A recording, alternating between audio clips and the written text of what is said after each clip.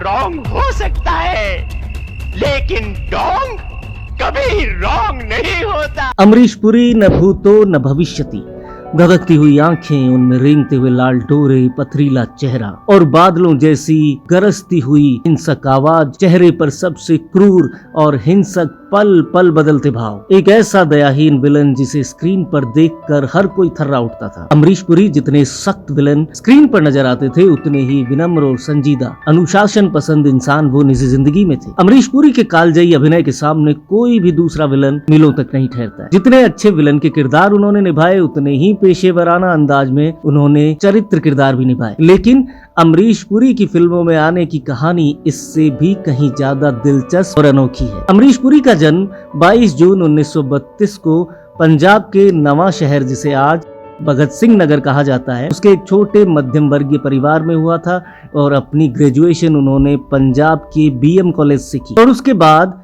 अमरीश पुरी शिमला चले गए। 4 भाई बहनों में वो अपने माता पिता निहाल सिंह और वेद कौर के तीसरे बच्चे थे। उनके 2 बड़े भाई मदन पुरी और चमन पुरी हिंदी फिल्म इंडस्ट्री में चरित्र अभिनेता थे और उन्हीं को देखकर अमरीश पुरी भी फिल्मों में आने का सपना देखने लगे। पर वो फिल्मों में हीरो बनने के ख्वाब के साथ मुंबई आए और उनके बड़े भाई मदन पुरी ने उन्हें समझाया कि उनका चेहरा हीरो जैसा नहीं है, लेकिन अमरीश नहीं माने। हालांकि वो थिएटर आर्टिस्ट के रूप में छोटे बड़े नाटकों में भूमिकाएं निभाया करते थे और यहीं उनकी मुलाकात थिएटर के जाने माने कलाकार अब्राहम अलकाजी से और बाद में गिरीश कर्नाड से हुई और यही मुलाकात उनके जीवन में बहुत बड़ा बदलाव लेकर आई। अमरीश पुरी ने थिएटर करते हुए हीरो बनने की इच्छा से 1954 में पहली बार फिल्म का ऑडिशन दिया, जिसमें उनको ये कहकर रिजेक्ट कर दिया गया कि उनका चेहरा पथरीला दिखता है। लेकिन यही पथरीला चेहरा भारतीय सिने जगत में आगे जाकर छाने वाला था, पर इसमें 18 साल का लंबा वक्त लगा।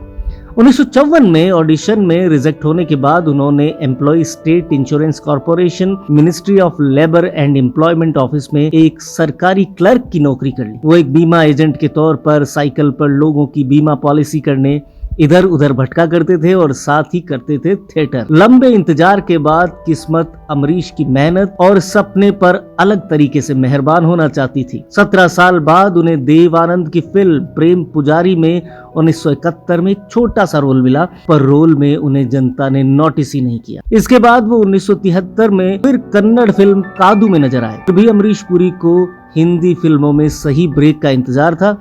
आखिर 1975 वो साल बना जब उनकी शुरुआत हिंदी सिनेमा के सबसे खूंखार विलन बनने के सफर के साथ शुरू हुई, लेकिन किस्मत से ही उनको ये चांस मिला। दरअसल इसके पीछे एक किस्सा है कि मशहूर फिल्मकार श्याम बेनेगल सत्यजीत दुबे के थिएटर ग्रुप में पहली बार अमरीश पुरी से मिले थे, क्योंकि सत्यजीत दुबे के नाटकों में ही अमरीश पुरी उन दिनों अभिनय करके अपनी एक्टिंग की भूख को शांत किया करते थे। श्याम बेनेगल भी अपनी पहली फिल्म अंकुर शुरू कर चुके थे और उसमें उन्होंने जिस एक्टर को लिया था वो देखने में अच्छा भी था, पर फिर भी डायलॉग ढंग से नहीं बोल पाता था। ऐसे में अमरीश पुरी को उन्होंने डायलॉग डब करने का काम ऑफर किया और जैसे ही स्टूडियो में उन्होंने अमरीश पुरी की गरजती हुई आवाज सुनी, श्याम बेनेगल को लगा कि उन्होंने ऐसा क्यों कर दिया, काश अमरीश पुरी को ही प्रमुख किरदार में लेते, पर इसके लिए काफी लेट हो चुकी थी। पर अमरीश पुरी की आवाज श्याम बेनेगल के दिमाग में जादू की तरह बैठ गई थी और आखिरकार 1975 में उन्होंने अपनी अगली फिल्म निशांत में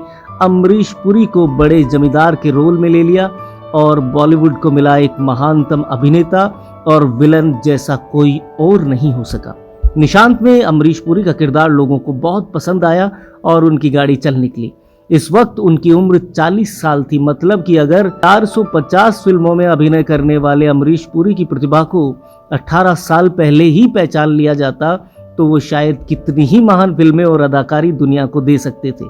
फिर लंबे संघर्ष के बाद अब अमरीश पुरी फिल्मों में स्थापित होने लगे थे। अमरीश पुरी को बीमा एजेंट क्लर्क का काम करते वक्त ही उनकी साथी कर्मचारी उर्मिला देवेकर से प्यार हुआ और दोनों ने लंबे समय तक घर वालों की नाराजगी को रजामंदी में बदलकर 1957 में शादी कर ली थी और वो एक आम परिवार की तरह जीवन जी रहे थे। 1975 के बाद बॉलीवुड पर अमरीश पुरी सुपर विलन की तरह उभरे और उनकी तूती बोलने लगी। वो एक्टिंग के मायावी संसार के क्षत्रप बने। 1980 के दशक तक अमरीश पुरी फिल्मी दुनिया का एक बड़ा नाम बन चुके थे। इसी बीच साल 1987 में आई शेखर कपूर की फिल्म मिस्टर इंडिया। इस फिल्म ने अमरीश पुरी के जीवन को नई दिशा दी। अमरीश पुरी ने इस फिल्म में मोगेम्बो की भूमिका निभाई थी, जो कि बेहद लोकप्रिय हुई। शोले के गब्बर सिंह के बाद अगर किसी विलन को इतनी शोहरत मिली तो वो मोगेम्बो है।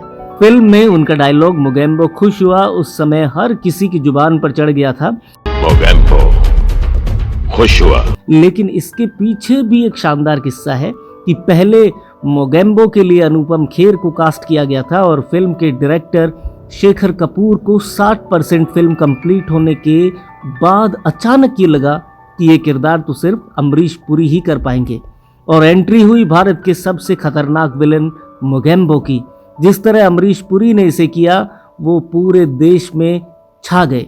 अमरीश पुरी यही नहीं रुके, उन्होंने निशांत, गांधी, कूली, नगीना, राम लखन, त्रिदेव, फूल और कांटे, विश्वात्मा, दामिनी, करण अर्जुन, कोयला, एक से बढ़कर एक हिट फिल्मों में काम किया। अमरीश पुरी ने सिर्फ हिंदी फिल्मों में ही नहीं, कन्नड़, पंजाबी, मलयालम, तेलुगु और तमिल फिल्मों में अपने अभिनय का लोहा मनवाया। दिलवाले दुल्हनिया ले जाएंगे में बाबूजी का भारतीय समाज के टिपिकल पिता का किरदार हो या गदर एक प्रेम कथा में अशरफ अली जैसा सुलगता हुआ किरदार हो, अमरीश पुरी ने जिस शिद्दत से इन्हें निभाया वो तारीफ से भी ऊपर निकल गए। अमरीश पुरी थिएटर में इतने पसंद किए जाते थे कि पूर्व प्रधानमंत्री स्वर्गीय इंदिरा गांधी और अटल बिहारी वाजपेयी तक उनके प्ले देखने आया करते थे।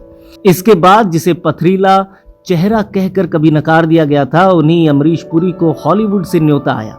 यूं तो वो रिचर्ड एटनबरो की फिल्म गांधी में खान का किरदार निभाकर इंटरनेशनल फेम पा चुके थे, लेकिन हॉलीवुड के मशहूर निर्माता निर्देशक स्टीवन स्पीलबर्ग ने उन्हें अपनी film Indiana Jones the Temple of Dooms में काम करने के लिए ऑडिशन के लिए बुलावा भेजा और अमरीश पुरी ने ये कहते हुए मना कर दिया कि फिल्म उन्हें बनानी है तो वो उनका ऑडिशन लेने आए, मैं नहीं जाऊंगा। आखिर उन्हें फिल्म में काम करने के लिए मनाया गया और उन्होंने 1984 में ये फिल्म की। फिल्म के लिए उन्हें अंतर्राष्ट्रीय प्रसिद्धि तो मिली ही, पर स्टीवन स्पीलबर्ग उनके काम के मुरीद हो गए। स्टीवन स्पीलबर्ग उस समय चकरा गए थे जब उन्हें पता चला था कि उनकी फिल्म के साथ ही अमरीश पुरी एक साथ 22 फिल्मों की शूटिंग कर रहे थे। अमरीश पुरी के बारे में उन्होंने कहा था, मेरे सबसे अच्छे खलनायक के लिए आप एक बुरे आदमी के रूप में पूरी दुनिया में अद्वितीय हैं और जिस वास्तविक दुनिया में हम रहते हैं आप एक अद्भुत इंसान हैं। बॉलीवुड के सबसे खतरनाक विलेन अमरीश पुरी का 2003 में एक भयानक एक्सीडेंट हुआ। दरअसल अमरीश पुरी गुड्डू धनोआ की फिल्म जाल द ट्रैप की हिमाचल प्रदेश में उस वक्त शूटिंग कर रहे थे और उसी दौरान उनका एक एक्सीडेंट हो गया जिसमें उन्हें चेहरे और आंख पर गंभीर चोटें आई और काफी खून बहा और उन्हें तुरंत हॉस्पिटलाइज करना पड़ा और डॉक्टर्स ने ब्लड चढ़ाने की आवश्यकता बताई। ब्लड ट्रांसफ्यूजन के वक्त कोई गड़बड़ हुई और उन्हें रक्त से जुड़ी गंभीर बीमारी माइलॉइड्स प्लास्टिक सिंड्रोम हो गई। इसके बाद अमरीश पुरी की हालत बिगड़ने लगी और धीरे धीरे उन्हें भूख लगना बंद हो गया और वो कमजोर होने लगे। जब अमरीश पुरी को इस बात का पता चला तो वो अंदर तक हिल गए, लेकिन उन्होंने खुद को मजबूत बनाए रखा।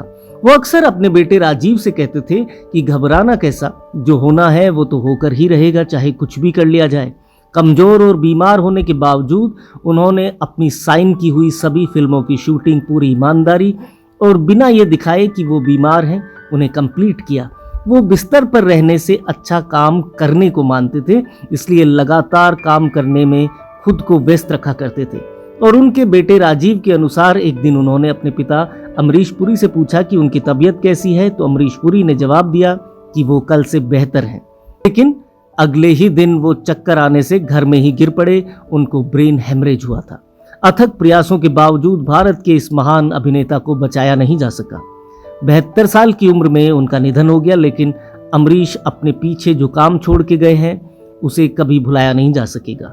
अमरीश पुरी जैसा खौफनाक विलन और विनम्र सज्जन व्यक्ति हमेशा अभिनय की दुनिया में प्रेरणा के साथ सामाजिक रूप से भी आदर्श रहेगा। फिर दोहराया जाएगा, अमरीश पुरी न भूतो न भविष्यति।